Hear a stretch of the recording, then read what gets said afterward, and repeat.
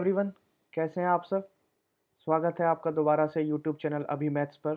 और हम अपनी सीरीज़ कंटिन्यू रखते हैं सीजीएल 2019 के टीयर 1 के जो हम क्वांट सेक्शन कर रहे हैं 25 सवाल। आज हम करेंगे 3 मार्च की शिफ्ट 2। तो चलिए शुरू करते हैं 3 मार्च शिफ्ट 2 सीजीएल 2019 के क्वेश्चंस। तो क्वेश्चन कह रहा है the ratio of total number of engineers recruited by company A and B in 15 and 18 to the total number of engineer by C and D in 14 and 18। आपको ratio निकालना है। A B का data लेना है आपको 15 और 18 दोनों में, और सी डी का डाटा लेना है आपको 14 और 18 दोनों में। तो हम देखते हैं ए और बी का डाटा। 15 15 में ए का डाटा है 132 और 118। तो 132 118 को जोड़ेंगे तो 8 2 10, जीरो हासिल 1 2 3 2 5 और एक 2। ठीक है। और 2018 में अगर हम जोड़ने की कोशिश करेंगे 8 2 10, जीरो हासिल 1 4 और एक 5 और एक 6, एक और एक 2। जैसे ही हम इसे जोड़ेंगे तो हमें दिखेगा 0 6 5 11 1 हासिल लगी 1 2 2 4 और एक 5, 510 दिख गया हमें।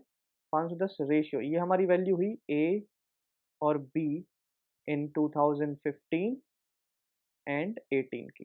ठीक है। जैसे ही हमें यहाँ एक वैल्यू मिली 510, और यहाँ पर सी और डी की वैल्यू आएगी, सी और डी की ऐड करेंगे।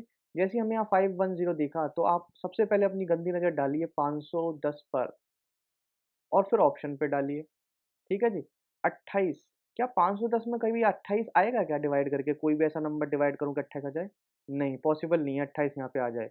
अनटिल अनलेस यहाँ पर जो डाटा है वो जब तक उसमें नहीं बैठता, मतलब फ्रैक्शन में नहीं आएगा, तब तक यहाँ कुछ और चेंजेस तो नहीं आने वाले। 13 नहीं, 9 नहीं, 9 भी नहीं आ सकता। तो आएगा क्या? 17, देखते ही आंसर लगेगा 17, क्योंकि हम जानते हैं 17 इंटू 3 क्या होता है? 51, 51 होता है। 17 तिया 51।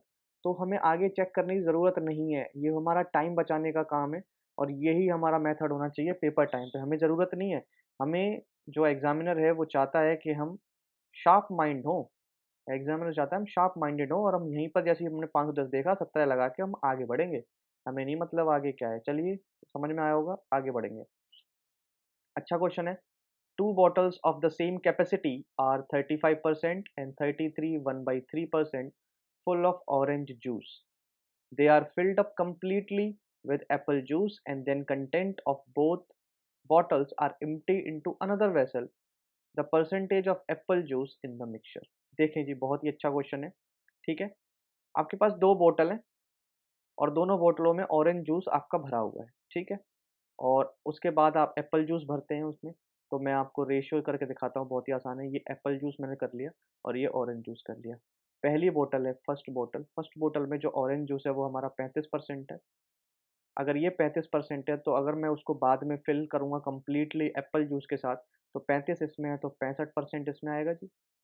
काट लेते हैं, 5 से काटेंगे, परसेंटेज से परसेंटेज, 5 से काटेंगे, 13 पंजे 65, 5 सत्ते 35। ये फर्स्ट बोतल का रेशियो आ गया। सेकंड बोतल का रेशियो देखेंगे जी। 33 सही 1/3 का जो जो फ्रैक्शन होती है वो होती है 1/3।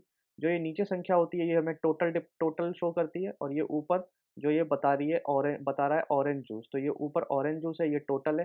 तो क्या होगा भाई, 2 यूनिट एप्पल जूस की भरी जाएँगी और 1 यूनिट ऑरेंज जूस की ऑलरेडी भरी हुई है। ठीक है जी। तो अब हमसे क्या कह रहा है कि दोनों बोतल हैं सेम कैपेसिटी की। सेम कैपेसिटी देख लेते हैं। अगर 13 यूनिट एप्पल जूस है, 7 यूनिट ऑरेंज जूस है, तो इसकी कैपेसिटी हुई कुछ 20 यूनिट की।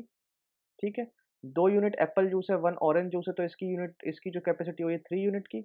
बराबर तो नहीं है, और जबकि क्वेश्चन में कह रहा है ये बराबर है। बराबर बना लेते हैं जी। 3 का मल्टीप्लाई इसमें और 20 का मल्टीप्लाई इसमें। ठीक है। ये भी 60 बन गया और ये भी 60 बन गया। बराबर बन गई बात। ठीक है। अब इसे भी बराबर बना लेते हैं, देखो कैसे बनाएँगे। ठीक है। इसमें 3 का मल्टीप्लाई किया है तो इसमें भी जी 3 का मल्टीप्लाई करेंगे। इसमें भी, और इधर भी 3 का मल्टीप्लाई करेंगे। इधर 20 का मल्टीप्लाई करेंगे, इसमें 20 का मल्टीप्लाई करेंगे।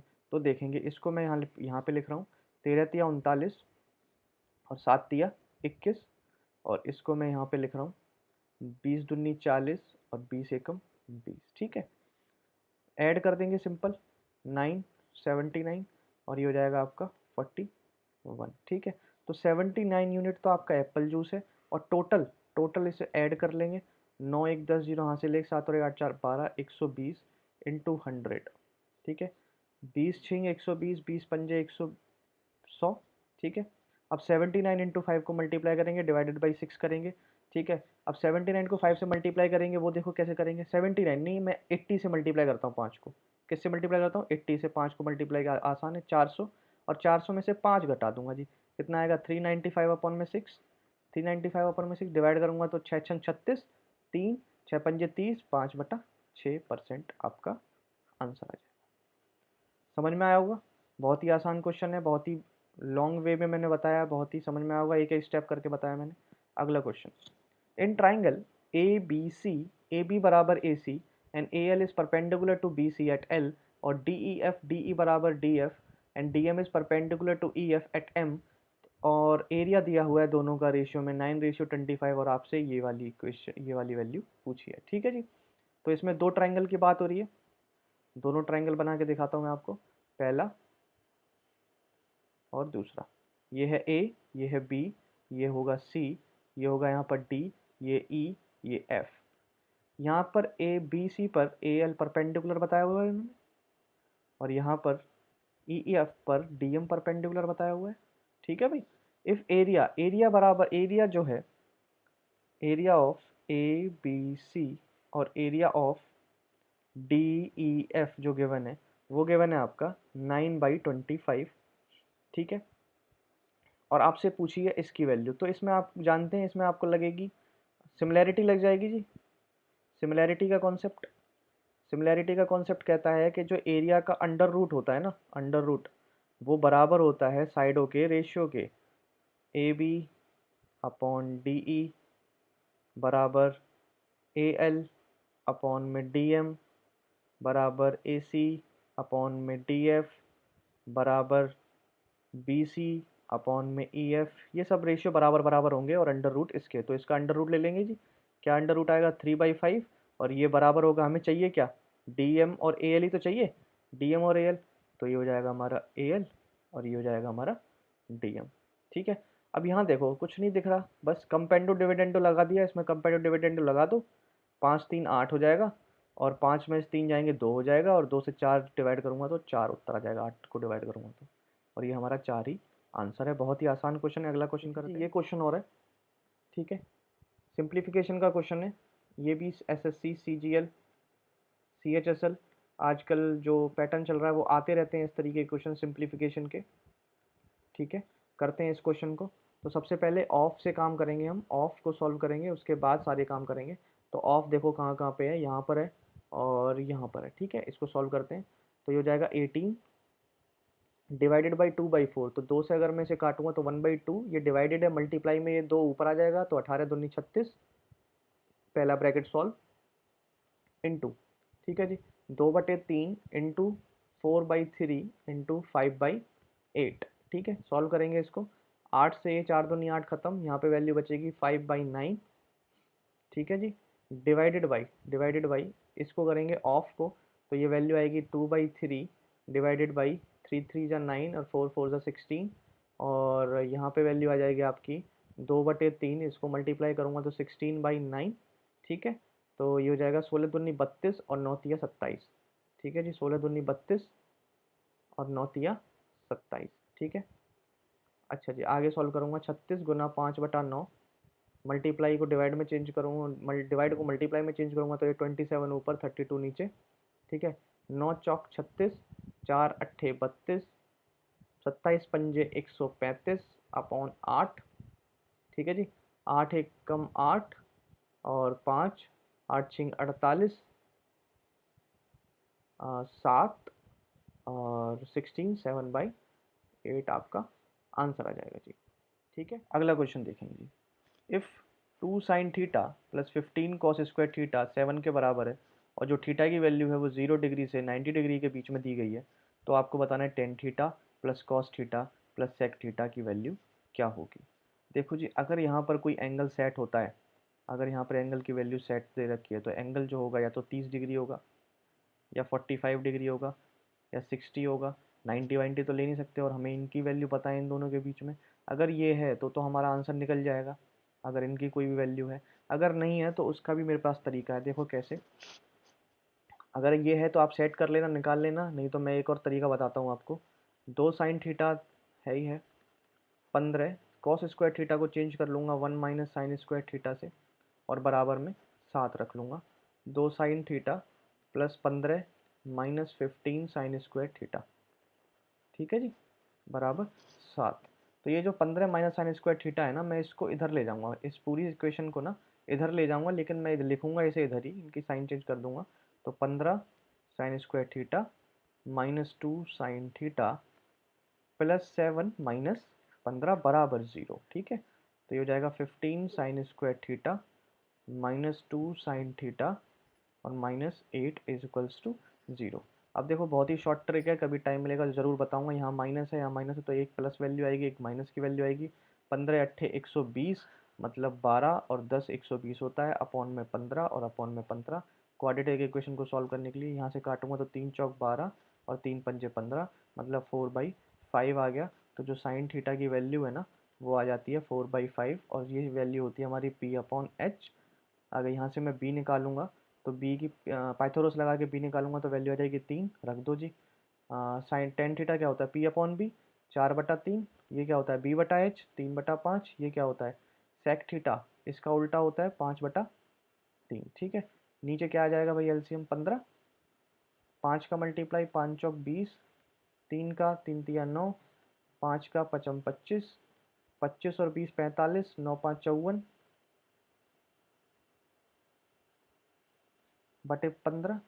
3 से काटूंगा 18, 3 से काटूंगा 15 5, तो ये वैल्यू आ जाएगी 3 सही 3/8, 5 दिया 15, 3 18/5। यही हमारा आंसर है। अगला क्वेश्चन करेंगे। A B C is an equilateral triangle, geometry का क्वेश्चन आ गया। Equilateral A D is perpendicular to B C, D lies on B C and A D is 4√3 and wide the perimeter. बहुत ही आसान question है, बहुत ही आसान क्वेश्चन। एक ट्राइंगल बना लेता हूँ, इक्विलेटरल ट्राइंगल है ए बी सी, ठीक है जी। ए डी परपेंडिकुलर है बी सी पर, ए डी जो है वो बी सी पर परपेंडिकुलर है, और ए डी की वैल्यू ही गिवन है आपको 4√3। जो परपेंडिकुलर है वो हाइट होती है, हाइट की वैल्यू होती है इक्विलेटरल ट्राइंगल में √3 इंटू 2a, ए होती है हमारी sides of N equilateral triangle. √3 से √3 कट जाएगा, 4 से यहाँ जाएगा, ए की वैल्यू जो आ जाएगी वो आ जाएगी 8, और पेरीमीटर क्या होता है, 3 से मल्टीप्लाई कर देंगे 24। बहुत ही आसान क्वेश्चन है। अगला question, P Q R S is a cyclic quadrilateral in which P Q is x, Q R is 16.8, R S बराबर 14 एंड पी एस की वैल्यू 25.2, और पी आर जो है बाइसेट करता है क्यू एस से, एक्स की वैल्यू क्या है। यह क्वेश्चन भी टी सी एस का फेवरेट चल रहा है इस टाइम पे। 18 में भी ये क्वेश्चन आया सी जी एल मेन्स में, और 19 के प्री में भी ये क्वेश्चन आया, और मेंस में भी ये क्वेश्चन आया है। ये बहुत ही फेवरेट क्वेश्चन चल रहा है टीसीएस का। हर हर शिफ्ट में ये पेपर एक ना एक क्वेश्चन तो आता ही आता है इस तरीके का। देखें कैसे करेंगे इस क्वेश्चन को। P Q R S cyclic quadrilateral. Cyclic quadrilateral क्या होता है, साइक्लिक क्वाड्रिलेटरल कोई भी सर्कल होता है, सर्कल के अंदर कोई भी जो क्वाड्रिलेटरल होता है ना, वो साइक्लिक क्वाड्रिलेटरल होता है, जो 4 कोने उसके सर्कल पर होते हैं। ये साइक्लिक क्वाड्रिलेटर नाम दे देता हूँ पी क्यू आर और एस, ठीक है। पी क्यू की वैल्यू आपको एक्स दी गई है, क्यू आर की 16.8 गिवन है, आर एस की वैल्यू 14 गिवन है, पी एस की वैल्यू जो है वो 25.2 गिवन है, और पी आर जो है, पी आर बाइसेट करता है क्यू एस को। ये जो क्यू एस लाइन है ना, क्यू एस लाइन को पी आर जो है वो बाइसेक्ट कर देता है। पी आर जो लाइन है वो बाइसेक्ट कर देता है इसको, और इसको बराबर बराबर हिस्सों में बांट देता है। तो इसकी डायरेक्ट शॉर्ट ट्रिक क्या होती है, डायरेक्ट शॉर्ट ट्रिक बताऊंगा। और ये डायरेक्ट जो शॉर्ट आया है, शॉर्ट ट्रिक आई है, वो आई कहाँ से, वो भी सिमिलैरिटी से ही आती है, ठीक है। तो मैं अभी डायरेक्ट शॉर्ट ट्रिक बताता हूँ आपको। ये जो एक तरफ का जो इक्वल टू है ना इधर का, इसे अलग अलग देखो। अब इधर देखो, दो साइडें आपको दिखेंगी ये वाली, और दो इधर दिखेंगी ये वाली, बस इनका मल्टीप्लाई आपस में बराबर बराबर रहेगा। 16.8 इंटू एक्स बराबर हो जाएगा 25 अपॉन में 0.2 इंटू में 14, और ये जो 16/8 है वो यहाँ से हट के यहाँ आ जाएगा, ठीक है जी। पॉइंट से पॉइंट, 14 एकम 14, 2 14 दूनी 28, 12 दूनी 24, 12 एकम 12, 21 आपका आंसर हो जाएगा। आशा करता हूँ आपको समझ में आया होगा ये क्वेश्चन। अगला question, if sec theta minus tan theta upon sec theta plus tan theta की वैल्यू जो है वो है 3/5, then the value of cosec theta plus cot theta and cosec theta minus cot theta की वैल्यू, और option भी आपको उस अंडर रूट में गिवन है। चलिए सॉल्व सॉल्व कर देते हैं इसको, ठीक है जी। Sec theta minus tan theta की वैल्यू और sec theta plus tan theta की वैल्यू 3/5 है। इसको अगर मैं कॉम्पेडेंडो एंड डिविडेंडो रूल लगा दूँ तो बहुत ही जल्दी आसान हो जाएगा। कैसे? उससे क्या हो जाएगा, ये सेक थीटा बचेगा, यहाँ पर आपका टेन थीटा बचेगा, ठीक है। और ये हो जाएगा आपका 5, 3, 8, ये हो जाएगा आपका 5, 3, 8 और ये हो जाएगा 5, 3, 2 मतलब 4/1। और ये सेक थीटा की वैल्यू होती है 1/कॉस थीटा और टेन थीटा की वैल्यू होती है साइन थीटा अपॉन में कॉस थीटा। तो कॉस से कॉस कैंसिल आउट हो जाएगा, 1/साइन हो जाएगा आपका कॉसेक थीटा। कॉसेक थीटा की वैल्यू आ जाएगी 4/1। ये हो जाएगा आपका एच, ये हो जाएगा आपका पी। और यहाँ से जो बी निकालूंगा मैं, बी की वैल्यू क्या आएगी जी, 4 × 16, 16 में से एक गया अंडर रूट में 15। बस यहाँ पे पुट कर देंगे। ये बचेगा 4 plus fifth root fifth, wait wait wait, ये बचेगा आपका 4 प्लस कॉट थीटा की वैल्यू होती है b/p, तो √15 और अपॉन 4 माइनस √15। नीचे रूट आ रहा है, नीचे कुछ है नहीं तो इसका रेशनलाइजेशन कर देता हूँ। 4 प्लस √15 इंटू 4 प्लस √15, ऊपर हो गया 4 प्लस √15 का होल स्क्वायर और नीचे आपका a plus B A minus B का होल स्क्वायर लगेगा, तो 16 माइनस 15 क्या बचेगा 1। इसका होल स्क्वायर खोल लो, 4 × 16, 15 का स्क्वायर 15 और 4 दूनी 8 √15, 16 15 हो जाते हैं 31 प्लस 8 √15। आसान है, बहुत ही आसान तरीके से बताया है। अगला क्वेश्चन, डी आई आ जाएगी दोबारा से। The total number of engineer recruited by A in 2014 to 17, 14 से 17 तक ए में जितने भी इंजीनियर रिक्रूट हुए हैं वो कितने परसेंटेज ज़्यादा हैं total number of engineer recruited by 4 companies in 2019, 2019 के मुकाबिल ए में जो रिक्रूट हुए हैं 14 से 17 में वो कितना ज़्यादा हैं 19 से। ठीक है जी, चेक कर लेते हैं। 14 से 17 में ए में कितना डाटा आया है, तो 120 आया है, 132, 128 और 140। 8 2 10 0 यहाँ से ले 2 1 3 3 6 4 10 2 12 2 की यहाँ से ले 2 3 4 5, 520।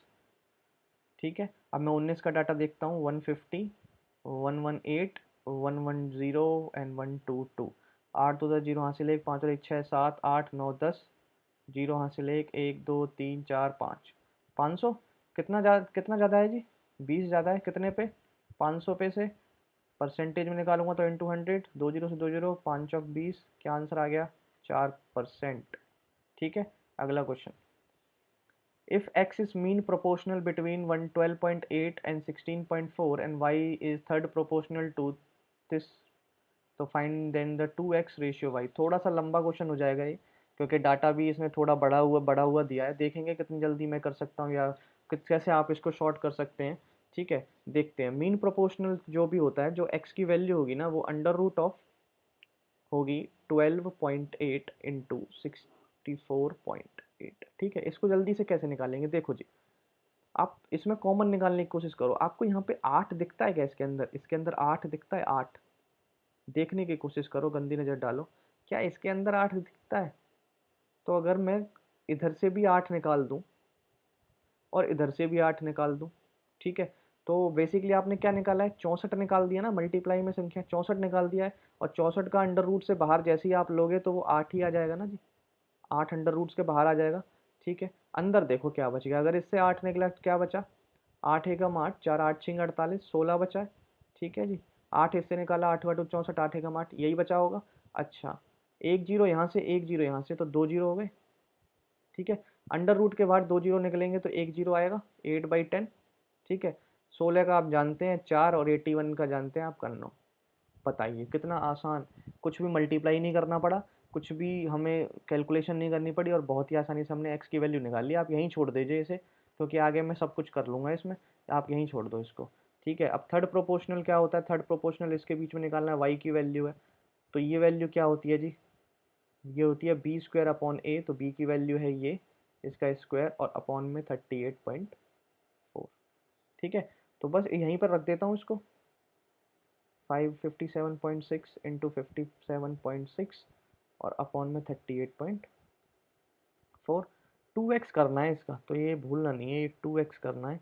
तो ये 2x की वैल्यू हो गई और ये y की वैल्यू हो गई, और इसको रेशियो निकालना था, रेशियो निकाल दिया। ठीक है, देखें जी, एक जीरो से तो एक जीरो खत्म हो जाएगा, और ये जो 10 है ना, ये इधर मल्टीप्लाई हो जाएगा आके, ये जो 10 है वो इधर जब मल्टीप्लाई होगा आके, तो ये यहाँ से हटा दूँ इसको, ये यहाँ से हट गया, और ये जब 10 में से इधर मल्टीप्लाई होगा तो ये पॉइंट भी हट जाएगा और ये 10 भी हट जाएगा। ठीक है, समझ में आ गया होगा। ठीक है, अब करते हैं जी कोशिश, कैसे कैसे करेंगे। 9 से काट लेते हैं जी, 9 छिंग 54, 9 चौक 36, 64। 8 से काट लेते हैं, 8 हुआ 64। ठीक है, 4 दूनी 8, 8 ये भी खत्म। ठीक है जी, वैल्यू क्या बच गई हमारी, 384 बच गई और 57.6 बच गई। तो इसे सॉल्व कर लेते हैं, ये आ जाएगा यहाँ पे 384 और ये आ जाएगा यहाँ पे 576। ठीक है, कर लेते हैं। तो अगर मैं इसे किससे, 12 से करूँ, 12, 12 चौक 48, हाँ जी 12 से कर लेता हूँ। 12 तिया 36, 2 12 दूनी 24, 12 चौक 48 और 12 अट्ठे 96, 16 दूनी 32 और 16 तिया 48, 2:3 आ गया।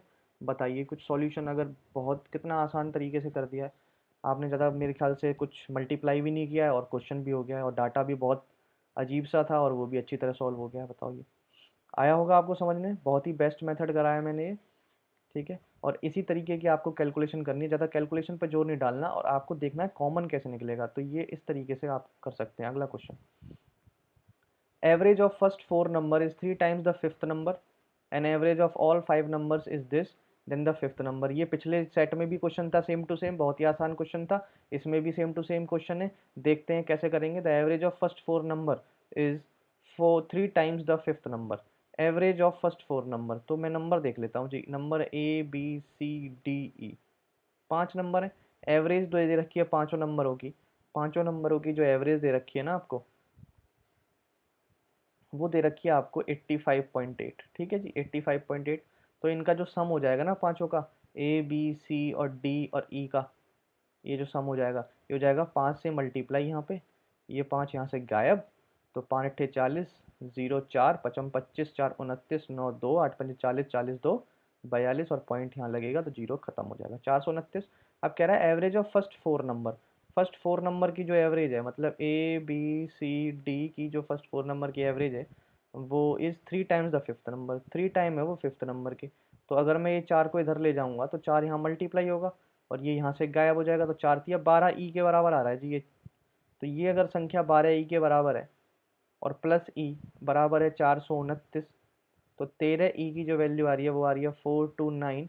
तो जो ई की वैल्यू आएगी ना, वो आएगी 429 अपॉन में 13, ये हो जाएगा 13 तिया 39, 3 13 तिया 39, 33 इसका राइट आंसर हो जाएगा। और पांचवा ही नंबर ये आपसे पूछ रहा था, बहुत ही आसान तरीके से हो गया। अगला क्वेश्चन जी, quadrilateral ABCD circumscribe a circle if AB 8 BC 7 CD 6 find the length of AD। तो देखते हैं quadrilateral ABCD circumscribe a circle. तो जब भी कोई ऐसे बोलता है कि सर्कमस्क्राइब, तो मतलब ठीक है, थोड़ा सा खराब बना होगा लेकिन कोई नहीं। क्वाड्रिलेटरल ABCD सर्कमस्क्राइब सर्कल का मतलब है कि एक सर्कल के अंदर ये क्वाड्रिलेटरल फिक्स है, ऐसे, ये यहाँ छिप नहीं रहा है, ऐसे। ठीक है, ये हो जाएगा आपका A, ये हो जाएगा B, नेमिंग दे दो इसको C, ये हो जाएगा आपका D। AB की वैल्यू जो है वो है 8, CD की वैल्यू जो है वो है 6 और BC की वैल्यू है 7। और आपसे ये वैल्यू पूछी है जी, ये वैल्यू पूछी है, AD की लेंथ पूछी है। तो इसमें क्या होता है, इसकी भी शॉर्ट ट्रिक है, ये जो आमने सामने भुजा का जो सम होता है ना वो बराबर होता है। तो 8 और 6 का कितना होता है, 14। तो 7 और इधर कितना चाहिए मुझे, 7 चाहिए, तभी आंसर बनेगा 7 और 7, तो ये आपका 7 उत्तर हो जाएगा। कितना सा क्वेश्चन है जी। अगला, द एक्सप्रेशन, बहुत ही बढ़िया। इस तरीके के भी क्वेश्चन जो हैं वो CGL 2018 मेंस, 19 प्री और 19 मेंस में भी इस तरीके के क्वेश्चन आए हैं, CPO में भी इस तरीके के क्वेश्चन आ रहे हैं, मतलब ये भी TCS का फेवरेट क्वेश्चन बन गया है। इस तरीके का क्वेश्चन वो डालते ही डालता है। तो इस तरीके के क्वेश्चन देखते हैं कैसे टैकल कैसे करेंगे, बहुत ही आसान वे में बताता हूँ मैं इसको। एक्सप्रेशन है A+B-C का होल क्यूब प्लस A-B+C का whole cube minus 8A cube is equals to, किसके इक्वल होगी ये संख्या। ऑप्शन भी गिवन है, बहुत ही अजीब सा क्वेश्चन लग रहा है। देखें जी, सबसे पहले इसमें क्या करूँगा ना मैं, आप ऐसा करें इसमें ए की जो वैल्यू है ना, ए की वैल्यू जो है और बी की वैल्यू जो है वो आप ज़ीरो पुट कर दें। क्या पुट कर दें, ज़ीरो पुट कर दें आप। ठीक है, 0 पुट कर दें, या ऐसा करें ए और सी 0 पुट, ए और सी को 0 पुट कर दें, इसको नहीं, ए और सी को आप 0 पुट कर दें, किसी को भी 0 पुट करके देख लो। ठीक है, ए और सी को जैसे आप 0 पुट करोगे, ए 0 हो जाएगा, बी 0 हो जाएगा, यहाँ से वैल्यू आएगी आपकी बी क्यूब। ठीक है, प्लस ये भी 0 हो जाएगा, ये भी 0 हो जाएगा, ये वैल्यू आएगी आपकी माइनस बी क्यूब। ठीक है, और -8, तो मतलब ये भी वैल्यू 0 हो जाएगी, तो ये भी 0 आ गई। ठीक है, तो अब ऐसा करो, इसमें 0 0 आ रहा है, ए और बी को भी 0 पुट कर 0 0 आ रहा है, तो अब ऐसा करो, आप ए को, बी को और सी को 1 पुट कर लो, तब भी आंसर में कोई अंतर पड़ेगा नहीं। ठीक है जी, देखते हैं, 1 + 1 - 1 का होल क्यूब, 1 - 1 + 1 का होल क्यूब, और -8 × 1 का क्यूब 8। ठीक है, 1 से 1 कैंसिल, 1 का क्यूब 1, 1 से 1 कैंसिल, 1 का 1 क्यूब, और -8, तो वैल्यू आ जाएगी 2 में से -6। ठीक है, अब देखना है कि इस वैल्यू पुट करने के -6 कब आता है। ठीक है, 1 - 1 + 1, और ये कट के आ जाएगा 6, और ये हो जाएगा 1 - 1 - 1, ये कट के वैल्यू आ रही है -6। क्या आ रही है? -6। और कहीं देखते हैं -6 आ रहा है क्या। ठीक है, 1 + 1 - 1, तो कट के 3, ये भी आपका एक 3 आ रहा है जी, नहीं होगा आंसर। 1 + 1 - 1, 1 - 1 + 1, तो ये हो जाएगा आपका कैंसल आउट, कैंसल आउट, तो ये +6 आ रहा है, ये भी आंसर नहीं है, +6 आ रहा है। और 3 भी, तो ये जो पीछे 3 है, 3 तो आ ही नहीं सकता, क्योंकि कहीं 2 तो बनेगा ही नहीं, तो ये भी आपका 3 आ रहा है, 3 आ रहा है, वो भी आंसर नहीं होगा, तो आपका आंसर आ जाएगा -6। इस तरीके से इस क्वेश्चन को करो, आप 1 पुट कर लो सबको, 2 पुट कर लो, 3 पुट कर लो, 0 पुट कर लो। 0 मैंने इसलिए नहीं पुट किया, आंसर नहीं आ रहा था, क्योंकि हर वैल्यू 0 बन रही थी, तो यहाँ पर मुझे दिक्कत हो जाती, इसलिए 0 ना पुट करके इसमें आप 1 पुट कर लो। 2 और 3 में तो कैलकुलेशन थोड़ी ज़्यादा बढ़ जाएगी, इसलिए कुछ भी पुट करोगे। ऐसा पुट क्यों कर रहे हैं, क्योंकि ये एक थ्योरम है ना, थ्योरम है ये कोई, तो ये ना हर वैल्यू पर आपकी सेटिस्फाई करेगी, हर वैल्यू पर आपको सेटिस्फाई करेगी, इसीलिए पुट कर रहे हैं। ठीक है जी, अगला क्वेश्चन, एक्स, इफ एक्स की पावर 4 + x2 y2 + y की पावर 4 21 है, x2 + xy + y स्क्वायर बराबर 7 है, और आपको इस वैल्यू निकालनी है। ये भी टीसीएस का फेवरेट क्वेश्चन है जी, फेवरेट। हर शिफ्ट में आपको ये मिलेगा ही मिलेगा, चाहे कोई भी पेपर देने चले जाओ एसएससी का, कोई भी पेपर हर शिफ्ट में मिलेगा, सीजीएल, सीएचएसएल, सीपीओ, एमटीएस, हर शिफ्ट में आपको पेपर क्वेश्चन मिलेगा। तो इसका आपको सिंपल सिंपल सा एक फॉर्मूला याद करना है, सिर्फ एक फॉर्मूला, कि x की power 4 + x2 power y2 + y की पावर 4, जो कि बराबर होता है x² + xy + y स्क्वायर, और इसका मल्टीप्लाई होता है x² - xy + y स्क्वायर। ठीक है जी। अच्छा, ये 21 है, ये आपको 7 गिवन है, तो इसकी वैल्यू जो है वो 3 आ जाएगी, 3 आ जाएगी। अच्छा जी, अब मुझे ये निकालना है, देखो ये कैसे निकलेगा जी। अगर मैं इसका एलसीएम ले लूँ, तो ये मुझे दिख रहा है x² + y स्क्वायर अपॉन में x² y स्क्वायर। ठीक है, अच्छा ये आपका 7 है, ये आपका 3 है, अगर आप इसको ऐड करेंगे, क्या करेंगे, ऐड करेंगे, तो ये वैल्यू, अगर मैं इसको ऐड करता हूँ, ये वैल्यू और ये वैल्यू खत्म हो जाएंगी, यहाँ से क्या आएगा ऐड करेंगे, तो twice of x² + y square आएगा, और यहाँ ऐड करेंगे 7 3 10, तो x² + y स्क्वायर की जो वैल्यू आएगी वो क्या आएगी, 5।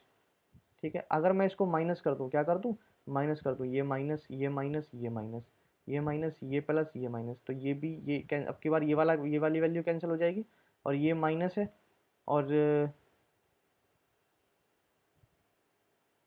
ठीक है, तो यहाँ से वैल्यू क्या आएगी, मैं यहाँ लिख के दिखा देता हूँ, कन्फ्यूज़न हो रही होगी, x² + xy + y स्क्वायर, और x² - xy + y स्क्वायर, एक वैल्यू है 7, एक की वैल्यू है आपकी 3, मैं यहाँ माइनस कर देता हूँ, माइनस प्लस माइनस। ठीक है जी, ये वैल्यू कैंसिल आउट, ये वैल्यू कैंसिल आउट, और ये हो जाएगा आपका माइनस, ये हो जाएगा आपका 4, और ये हो जाएगा 2xy, तो यहाँ से जो xy की वैल्यू आ जाएगी वो आ जाएगी 2। ठीक है, 2, तो x² और y स्क्वायर चाहिए मुझे, तो 2 दूनी 4 आ जाएगा, तो उत्तर आ जाएगा जी आपका 5/4। ठीक है, यहाँ पर एलसीएम लेंगे तो ये मल्टीप्लाई में आएगा, प्लस में नहीं। अगला क्वेश्चन, ठीक है, डी आई आ गया दोबारा से, the total number of engineer recruited by B in 14 and 17 is what % of the total number of engineer recruited by C during 15 to 19। ठीक है जी, टोटल नंबर इंजीनियर रिक्रूट हुए हैं बी में 14 से 17 इज व्हाट % ऑफ 14 एंड 17, तो B निकाल लो, 14 का डाटा है 90, और 17 का डाटा है आपके पास बी का 106। ठीक है, तो 6 0 वेट वेट वेट 106 और 90, ये आ जाएगा आपका 691 196 आ गया आपका बी का डाटा। ठीक है, what percent of the total number of C 15 से 19, सी में 15 से 19 लेना है आपको, ये वैल्यू लेनी है आपको, तो यहीं जोड़ लेता हूँ इसको। ठीक है, ये हो जाएगा 4 3 7 8 7 15 5 20 जीरो यहाँ से लगी 2 9 तिया 27 27 2 29 और 1 30 जीरो यहाँ से लगी 3 4 और 5 500। ठीक है जी, 500 आ रहा है। व्हाट परसेंटेज ऑफ, तो इसे डिवाइड कर दूंगा 500 से और इंटू 100, 2 जीरो से 2 जीरो, 5 तिया 15 4 5 नहीं 45 2 5 दूनी 10 39.2% इसका आंसर आ जाएगा। अगला question, the value of expression this this this, बहुत ही आसान क्वेश्चन है, देखते ही उत्तर लगेगा। आप जानते हैं बचपन में आपने पढ़ा होगा 10th क्लास में, ट्रिगोमेट्री पढ़ी होगी। ठीक है जी, तो उसके हिसाब से जब भी मतलब कॉसेक एक्स बराबर सेक वाई होता है जब x प्लस वाई की वैल्यू 90 होती है। ठीक है, देखो जी जब इसको ऐड करोगे ना आप 90 आ रहा है तो मतलब ये दोनों आपस में वैल्यू बराबर है और माइनस होनी है, कट जाएगी। टेन और कॉट में भी सेम यही रिलेशन होता है, तो ये भी प्लस माइनस की है, कट जाएंगी, तो वैल्यू क्या आएगी आपकी 0। आगे बढ़ जाएंगे जी, बहुत ही आसान क्वेश्चन था ये, बहुत ही बढ़िया क्वेश्चन है, बहुत ही बढ़िया और अच्छा क्वेश्चन है। देखेंगे इसको कैसे करेंगे। When 200 is divided by a positive integer x, remainder आता है आपका 8। जब 200 कोई भी पॉजिटिव इंटीजर x से डिवाइड करते हैं, जो हमारा रिमाइंडर है वो हमारा जो आ जाता है वो 8 आ जाता है, तो x की वैल्यूज़ कितनी होंगी। बहुत ही बढ़िया क्वेश्चन है, देखें जी बहुत ही आराम से और अच्छी तरह बताने की कोशिश करूँगा इस क्वेश्चन को कि 200 को जब भी किसी नंबर x से डिवाइड करेंगे तो जो रिमाइंडर हमारा 8 आ रहा है, तो मतलब जो 192 है ना, 192 अगर मैं इसको माइनस कर दूं इसमें से तो आएगा मेरा 192। तो 192 जो है वो कम्प्लीटली डिवाइड हो रहा है, 8 बच रहा है तो 192 कम्प्लीटली डिवाइड हो रहा है। तो 192 के हम फैक्टर्स निकालेंगे, सबसे पहला हमारा काम होगा 192 के क्या करेंगे, फैक्टर्स निकालेंगे। ठीक है, 192 के फैक्टर्स निकाल लेंगे भाई। देखो कैसे, 2 अट्ठे 16, एक 2 नीम 18, एक 2 छिक्के 12, 2 चौक 8, एक 2 अट्ठे 16, 2 दूनी 4, 2 चौक 8, 2 एक सेकेंड। ठीक है, 2 12, दोबारा 2 6, 2 3 3 1, देखें जी दो कितनी बार, 1 2 3 4 5 6 और 3, तो यह आ जाएगा 2 की पावर 6 आ रही है और 3 की पावर 1 आ रही है।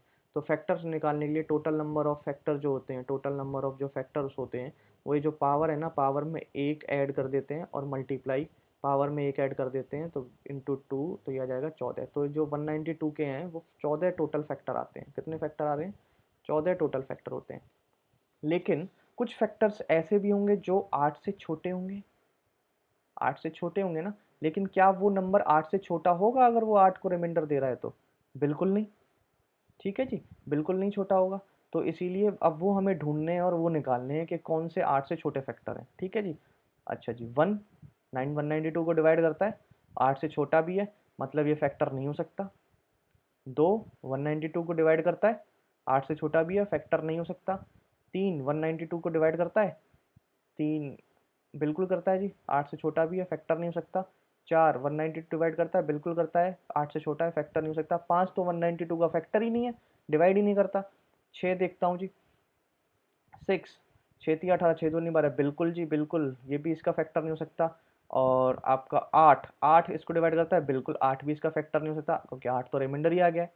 ठीक है, तो आपने 14 हैं और 1 2 3 4 5 6, 6 इसके फैक्टर नहीं हो सकते 14 में से, तो फैक्टर इसके हो कितने सकते हैं, 8 हो सकते हैं। तो 8 ही इसकी वैल्यूज पॉसिबल है, अदरवाइज और भी कोई वैल्यू पॉसिबल नहीं है। आशा करता हूँ आपको समझ में आया होगा, बहुत ही अच्छा सवाल है। अगला question, if x square plus 3x plus 1 बराबर 0 के है और x की पावर 6 प्लस एक्स की पावर 1 अपॉन एक्स की पावर 6 आपको निकालना है, तो आप देखेंगे इस तरीके को क्वेश्चन को कैसे करेंगे। तो सबसे आसान तरीका मैं आपको बताता हूँ।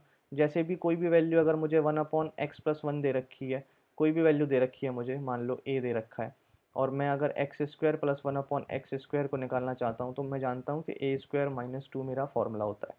ठीक है, तो अब बस ऑप्शन को देख लो, ये 6 है ना, इसमें 6 लगा हुआ है तो भी कोई दिक्कत नहीं है, ठीक है। ऑप्शन को देख लो, ऑप्शन से पता चल जाएगा। अगर मैं इसमें +2 करूँ तो 326 आता है। 326 किसी का स्क्वायर होता है क्या? नहीं होता है। अगर मैं इसमें ऐड करूँ तो 320 आता है। 320 होता है किसी का स्क्वायर? नहीं। अगर इसमें ऐड करूँ 329 आता है, होता है किसी का? नहीं। इसमें 2 अगर मैं ऐड करता हूँ तो मुझे दिख रहा है 324। 324 18 का स्क्वायर होता है। आंसर यही पॉसिबल है, और कोई वैल्यू पॉसिबल ही नहीं है। आया जी समझ में? यही वैल्यू पॉसिबल है, और कोई वैल्यू पॉसिबल नहीं है। आपको लॉन्ग करने की इच्छा है तो मैं लॉन्ग करके भी बता सकता हूँ। देखो, x से अगर मैं डिवाइड दे दूँ तो x plus one by x की जो वैल्यू है, x plus one by x की जो वैल्यू वो आ जाएगी आपकी -3। ठीक है जी, -3 आ जाएगी। अब 6 की पावर चाहिए मुझे, तो पहले मैं क्यूब कर लेता हूँ, फिर मैं स्क्वायर कर लूँगा।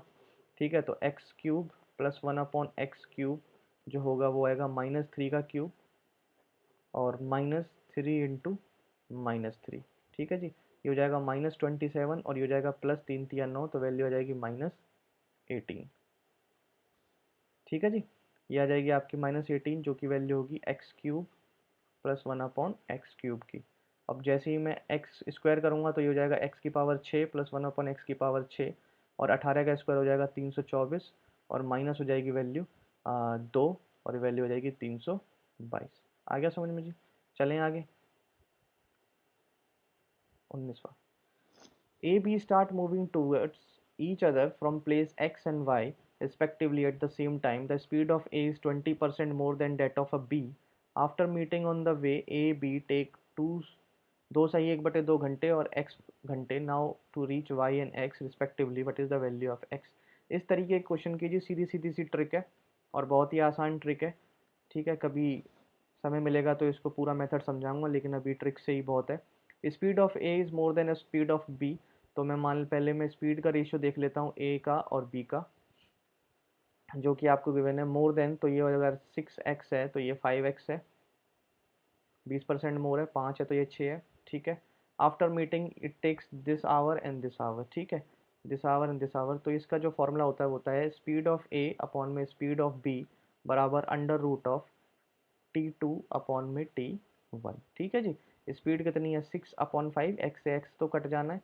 T2 की वैल्यू है एक्स, और इसकी वैल्यू 2 दूनी 4 1 5/2। ठीक है, 5/2 स्क्वायर कर लूँगा 36, 25 बराबर 2x/5। 5 से काटूंगा 5, 2 से काटूंगा इसको 18, 18/5, 18/5, 5 दिया 15, 3 18/5। आंसर आ जाएगा जी, एक्स की वैल्यू आ जाएगी। आंसर आ गया। अगला question, a dealer marks an article 40% above the cost price, sell it to the customer, allowing two successive discount of 20% and 25% on a marked price. If he suffers a loss of 140, find the cost price of the article. Article का cost price आपको निकालना है। तो देखते हैं question क्या कर सकते हैं। एक dealer marks an article 40% cost price में, मान लेता हूँ जो सीपी है वो हमारा 100 यूनिट था, और जो एमपी है उसने 140 यूनिट रख दी। ठीक है, अब इसने 2 सक्सेसिव डिस्काउंट दे दिया, 20 के और 25% के। तो 20 का डिस्काउंट दूंगा तो वैल्यू बचेगी 80%, 25 का डिस्काउंट दूंगा वैल्यू बचेगी 75%। ठीक है जी, अब इसे लॉस हो गया 140 रुपये का। देख लेता हूँ जी लॉस इसे हो कितना गया। ठीक है, 25 दिया 75, 25 चौका 100, 20 चौक 80, 20 पंजे 100, 4 से 4 कट गया, 5 से इसे काटूंगा, 5 दूनी 10, 5 अट्ठे 40, और 28 दिया 84। तो मतलब इसने 84 में वो वैल्यू बेच दी, एसपी इसका 84 हुआ। ठीक है जी, लॉस कितना हो गया यहाँ से लॉस हो रहा है आपका 6 4 10, यहाँ से लेकर 8 और 1 9, 16 यूनिट का, और 16 यूनिट की वैल्यू है आपकी 140। तो आपको 100 यूनिट की वैल्यू चाहिए, तो 16 गुना 100। ठीक है जी, अच्छा 4 चौक 16, 4 25, 4 से काटूंगा, 4 तिया 12, 2 4 पंजे, 4 तिया 12, 2 4 पंजे 20, 35 और 25 की वैल्यू क्या आ जाएगी जी? 25 तिया 75। ऐसे मल्टीप्लाई करते हैं, देखो जी 25 तिया 75, पहले 30 से करो, 25 तिया 75 और 25 पंजे 125, यहाँ जोड़ दो, तो 5 5 2 7, 875 इसका आंसर आ गया। ऐसे मल्टीप्लाई करनी है आपको। आपको वो ट्रेडिशनली भूल जाना है कि कहीं आप 35 गुना 25 करने लग रहे हो। आपको ऐसे मल्टीप्लाई करनी है और आंसर भी जल्दी आ जाएगा। ठीक है, अगला क्वेश्चन जी, डी आई है। The number of years in which the number of engineer recruited by D is less than the average of engineer recruited by the given 6 year. तो सबसे पहले मैं एवरेज निकाल लेता हूँ बी की, 6 साल की, 6 ही साल है ना जी, बी 6 ईयर्स की एवरेज निकाल लेता हूँ इसकी। ऐड करो जी, 8 8 16, 16 6 22, 22 2 24, 24 8 32, 32 2 कहाँ से लगी 3, 9 3 12 13, 22 23 24, 24 की 4 के यहाँ से लगी 2, 3 4 5 6, 642। ठीक है, 6 से डिवाइड करूंगा, इसकी एवरेज आ जाएगी 6 कम 6 107। तो in the number of year, कितने साल तक डी की जो वैल्यू है इज लेस देन, इससे लेस है। ठीक है जी, डी की वैल्यू ये लेस है, 1 2 3, 3 आ रहा है, 3 ही आंसर है। बताइए जी, बहुत ही आसान क्वेश्चन है। कितने कितना टाइम लगा मुझे इसमें, बिल्कुल भी नहीं। अगला question, A can complete a certain piece of work in 40 days, B is 25% more efficient than A, C जो है वो 28% ज़्यादा एफिशिएंट है बी से, और वो साथ में काम करते हैं 5 दिन तक, तो remaining work will be completed by B alone. ठीक है, आसानी क्वेश्चन है, और ये भी टीसीएस पूछता रहता है इस तरीके का क्वेश्चन। थोड़ा टाइम कंज्यूमिंग लग सकता है क्योंकि इसमें थोड़ी वैल्यूज़ अलग दे रखी हैं। तो देखते हैं क्या काम हो सकता है। ए किसी काम को 40 दिन में करता है, 40 डेज लेता है, एफिशिएंसी का रेशियो दे रखा है, तो A B efficiency, B is 25% more efficient than A अगर 4 है तो बी आपका 5 है एफिशिएंसी में, 25% की वैल्यू होती है। सी 28% मोर एफिशिएंट है, जो सी है वो 28% मोर एफिशिएंट है, तो 28% मोर की वैल्यू मैं निकाल के देखता हूँ।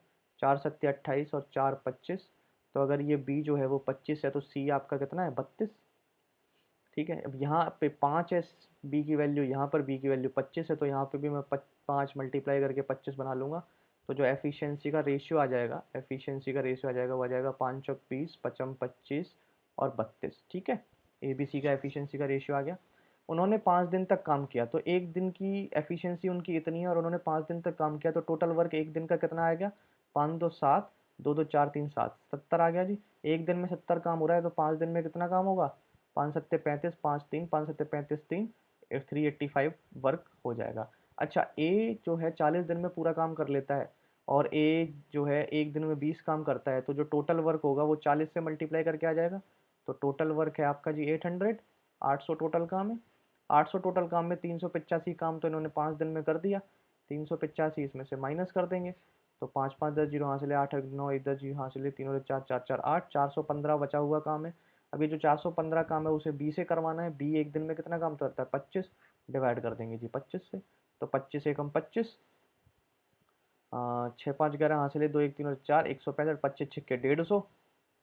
ठीक है जी, और फिर उसके बाद 3/5, यहाँ से आंसर आ जाएगा 16, और 3 आते ही आपका 5 आंसर आ जाएगा। ठीक है, अगला question, a racetrack is in the shape of a ring whose inner and outer circumference are 440 meter and 506 meter respectively. What is the cost of leveling the track at 6 meter square, और पाई की value लेनी है आपको 22/7। देखें जी question क्या कह रहा है। शेप ऑफ रिंग है, रिंग है एक तरीके की, थोड़ा सा अलग बना होगा थोड़ा सा। अब देखें इसमें जो है इनर सरकमफ्रेंस आपको अलग दे रखी है और आउटर सरकमफ्रेंस अलग दे रखी है, तो दोनों की रेडियस अलग अलग होगी। तो एक वैल्यू आ जाएगी 2πr1 की वैल्यू है 440 मीटर। ठीक है, यहाँ से r की वैल्यू अगर मैं निकाल लूँ 22/7 इंटू r1 बराबर 440 मीटर, 22 दूनी 44, 44, r1 की वैल्यू आ जाएगी आपकी 70 मीटर। दूसरी वैल्यू 2πr2 बराबर 506 मीटर, तो 2 × 22/7 इंटू r2 बराबर 506, तो 22 दूनी 44, 6 22 तिया 66, R2 की वैल्यू आएगी 23 सत्ते 7 तिया 21, 161/2, यहाँ से वैल्यू आ जाएगी 80.5। ठीक है जी, 80.5 आ जाएगी। अब ये कह रहा है कि cost of levelling the track, मतलब उसने ये बीच वाला एरिया पूछा है, बीच वाला एरिया की लेवलिंग पूछी है। अगर 1 मीटर स्क्वायर जो है वो 6 रुपये लगते हो, तो बताओ इतने एरिया के कितने रुपए लगेंगे। ठीक है जी, पहले ये एरिया निकाल लेते हैं। एरिया निकालेंगे, बड़े में से छोटा माइनस करेंगे, और बड़ा कौन सा है हमारा r2 square minus r1 square, और इंटू 6, 6 रुपये, इतने टोटल रुपये होगा। अब देखते हैं जी 22/7। ठीक है, R2 square minus r1 square क्या है, ए square minus B square, A plus B, A minus B में कन्वर्ट कर दूंगा इसको, तो लिख लेंगे 80.5 + 70, और अगला होगा 80.5 माइनस 70 इंटू 6। ठीक है, अब देखेंगे जी, यहाँ आ जाएगा 22/7, यहाँ पे वैल्यू आ जाएगी 150.5, यहाँ पे आ जाएगी जी 10.5 इंटू 6। ठीक है, 7 से इसे काटूंगा, 15 सत्ते 105, 1.5, 15 और 6 की वैल्यू आ जाएगी 90, 90 का 9। ठीक है, और इसको जैसे ही मल्टीप्लाई करूंगा ना मैं 2 से, तो 2 पंजे 10, तो आपकी आ जाएगी 2 पंजे 10 मतलब 1। 2 पंजे 10 कितने होते हैं? 2 पंजे 10 होते हैं, बस यूनिट डिजिट को मल्टीप्लाई करो। 2 पंजे कितने होते हैं? 10 होते हैं। 10 की आपकी ये वैल्यू आएगी, और एक पॉइंट के बाद लगेगा, तो मतलब 1 आने वाला है यूनिट डिजिट यहाँ से, और यहाँ से 9 आ ही चुका है, तो यहाँ पे यूनिट डिजिट की वैल्यू क्या आ जाएगी? 9। 9 सिर्फ यूनिट डिजिट आपका एक ही ऑप्शन में है, और यही आपका आंसर हो जाएगा। हमें आगे सॉल्व करने की ज़रूरत ही नहीं है। अगला question, the compound interest on a certain sum at 10% per annum for 2/3 साल इज 1201.6 रुपये। इंटरेस्ट कंपाउंड ईयरली, तो सम आपको बहुत ही आसान क्वेश्चन है। देखो, इस तरीके का क्वेश्चन भी फिक्सा हुआ पड़ा है एसएससी में। तो इसमें कुछ नहीं है, हर साल की अलग अलग रेट है। मान लो पहले ईयर की, फिर पहला ईयर आया, 2 साल हो चुके हैं, अब 1/3 साल आया। ठीक है, एक साल में पूरी ईयर की कितनी रेट है? 10%। अगले साल की कितनी रेट है? 10%। और एक साल की अगर 10% है रेट, तो 1/3 ईयर की रेट कितनी हो जाएगी? 1/3 हो जाएगी 10% का। 10% का 1/3 जो हो जाएगा, तो अगर मैं इसको रेशियो में निकालना चाहूँ, तो परसेंटेज को हटा के 100 लगा दूंगा नीचे, और ये हो जाएगा 1/30। ठीक है जी, अब इसको रेशियो से बना लेता हूँ। ठीक है, 1/30, तो यहाँ से वैल्यू आएगी 10 से वैल्यू क्या हो जाएगी? 11। 10 से वैल्यू क्या हो जाएगी? 11। और 30 से वैल्यू कितनी हो जाएगी जी? 31। बस मल्टीप्लाई कर दो, 1 2 3। अब देखो मल्टीप्लाई कैसे करेंगे? 11 11 121 सबको पता होगा। अब मुझे 31 से मल्टीप्लाई करना है। पहले मैं 3 से मल्टीप्लाई करता हूँ। 3 एकम 3, 3 दूनी 6, 3 एकम 3, एक जीरो लगा लिया, 30 से मल्टीप्लाई हो गया, और 1 2 1 इसमें ऐड कर देता हूँ। लिख देता हूँ 1573। अब बात हो रही है कंपाउंड इंटरेस्ट की, तो 3000 प्रिंसिपल था, 3751 अमाउंट मिला, तो इसमें कंपाउंड इंटरेस्ट कितना मिला? 751। और यही वैल्यू आपको गिवन है 121.60। और आपको निकालना है सम। सम मतलब प्रिंसिपल, मतलब 3000 की वैल्यू। ठीक है जी, इसकी वैल्यू इतनी है, तो एक की वैल्यू कितनी होगी? 1201.60 अपॉन में 751। और 3000 की जो वैल्यू है, 3000 का मल्टीप्लाई कर दूंगा यहाँ पे, 3000 की वैल्यू हो जाएगी आपकी 3। ठीक है, अब क्वेश्चन ऑप्शन पे नज़र डालें। ठीक है, ऑप्शन पे नज़र डालें और फिर इसको देखें कि जल्दी कैसे करेंगे, ये आपका मेन मकसद है। ठीक है, एसएससी में अब हर चीज़ फास्ट रह गई है, जो फास्ट करेगा वही सिलेक्शन लेगा, और कोई नहीं। बस इसमें देखो, अगर मैं इनका सम ऑफ डिजिट देखना चाहूँ, ठीक है जी, डिजिट सम अगर देखना चाहूँ, तो 4 2 6, 8 4 12, 12 2 और 1 3, 5 4 9, 5 4 9, सबका अलग अलग है।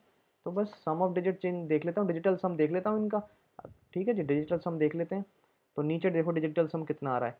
7 5 12 और 1 13, 3 और 1 4, 2 और 1 3, 3 और 1 4, 6 4 10, 10 मतलब 1 इंटू 3 3। ठीक है जी, अब यहाँ पे 4 है, 4 से मुझे यहाँ पे नीचे 1 बनाना होता है, तो मैं करूँगा 7 से मल्टीप्लाई, और यहाँ करूँगा 7 से मल्टीप्लाई। 7 तिया होते हैं 21, और 7 चौक 28। इसका डिजिटल सम ले रहा हूँ जी मैं। 8 2 10 मतलब 1, और 2 और 1 3, तो कितना आ रहा है डिजिटल सम? 3 3 ही इसका डिजिटल सम था। ये हमारा आंसर हो गया। कितनी जल्दी! और यहाँ पर अगर मैं मल्टीप्लाई डिवाइड करने जाता तो थोड़ा समय लग सकता था, लेकिन यहाँ से बिल्कुल समय नहीं लगा।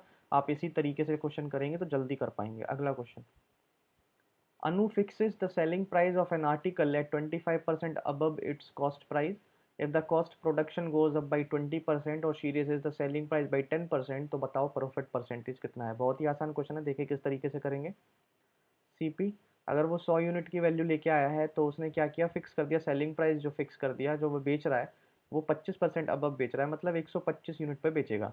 कॉस्ट प्रोडक्शन जो है वो 20% बढ़ गई, मतलब 100 से 120 हो गई जी, 20% बढ़ गई।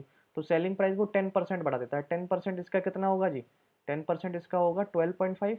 12.5 जोड़ देंगे बस, तो कितना आ जाएगा? 5 5 2 7, 137.5। अब इसका प्रॉफिट परसेंट बताना है।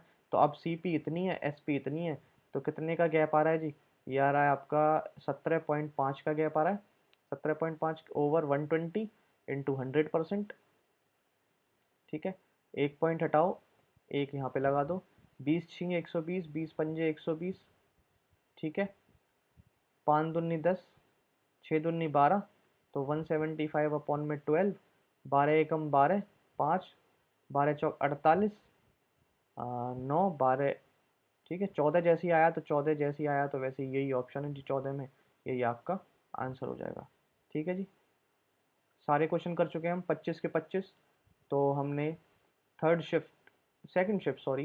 शिफ्ट 3rd मार्च 3rd मार्च की सेकंड शिफ्ट के सारे 25 के 25 सवाल हमने कर लिए। कैसे लगे आपको 25 के 25 सवाल? ज़रूर बताएं और मेरे चैनल को सब्सक्राइब करना ना भूलें, अभी मैथ्स। और आने वाली जो वीडियो है वो भी इस पे जल्द ही मैं डालता रहूँगा। और